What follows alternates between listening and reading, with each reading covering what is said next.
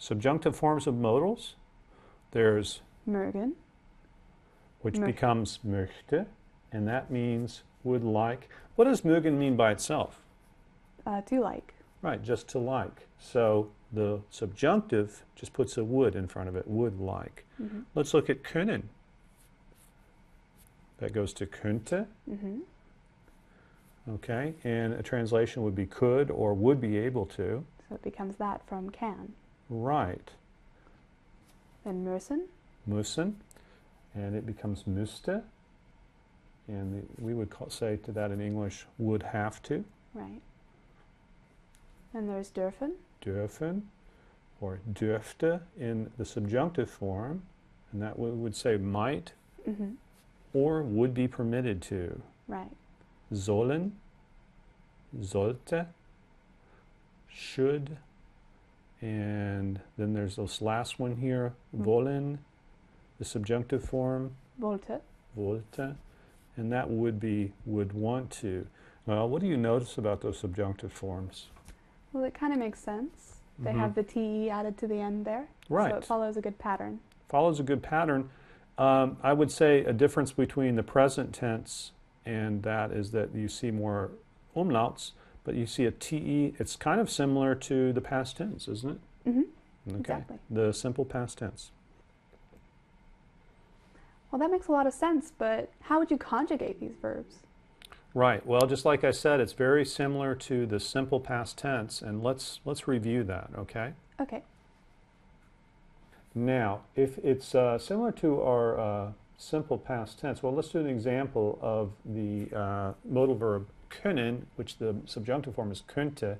We're just going to go ahead and put könnte in all of those, but there's going to be an ending on some of them. Let's do the singulars first. Ich Könnte. könnte. So there's no ending on the ich. And there's also no ending on the es form, right? So the ich and the es form are the same. That's the way it is in simple past as well. All right. But there is on the do form. What's the ending there? Könntest. Könntest. You ST. do add a st. Now, as far as the plurals go, they're very easy because they're like they always are. So if we look at those, what are the endings going to be there?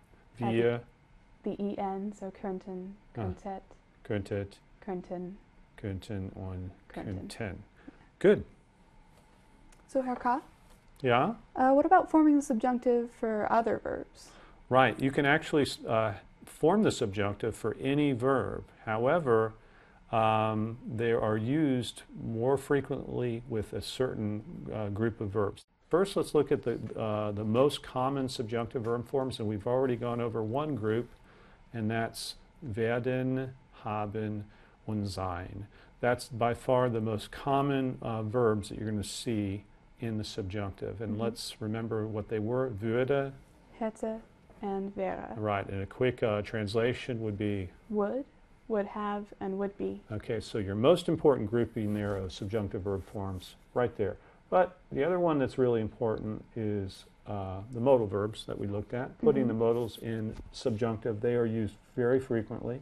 Now, there are some other verbs, and I just want to list a few here.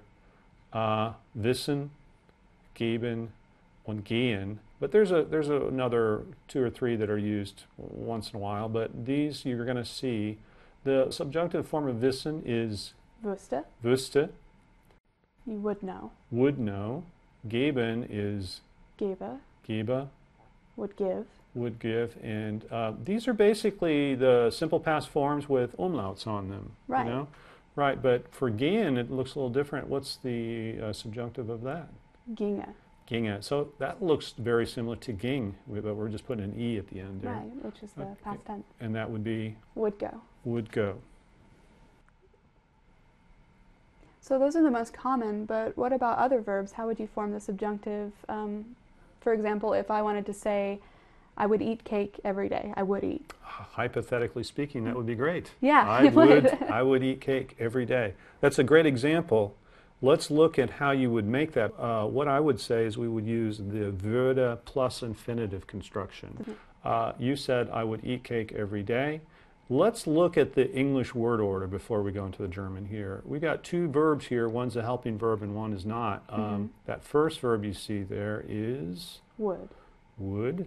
And That's the helping verb would, and that's one way to make the subjunctive in English as well. Well, it is the way to make it in English. Now what we're going to look at is the second verb in English. Where does the second verb go in English? Well, in English, it's right after the first one. So it follows directly the first verb, right? Okay, so that we're just going to keep that in mind before we talk about the German. Now let's talk about the German word order. First, we'll translate this sentence into German. Here we go, Deutsch. And you would say, Ich würde jeden Tag Kuchen essen. right.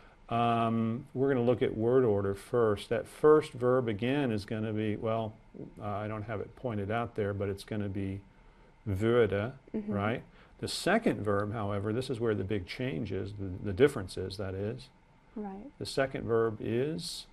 So it's kicked straight to the end. It's at the end of the sentence. So if there's two verbs, when you use würde, there's würde plus an infinitive construction.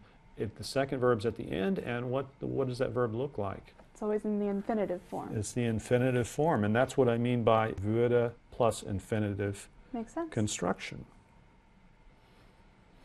All right, Herr K., I think that the students are probably ready for an Aufgabe. Eine Aufgabe? An Aufgabe. Okay, los. Aufgabe.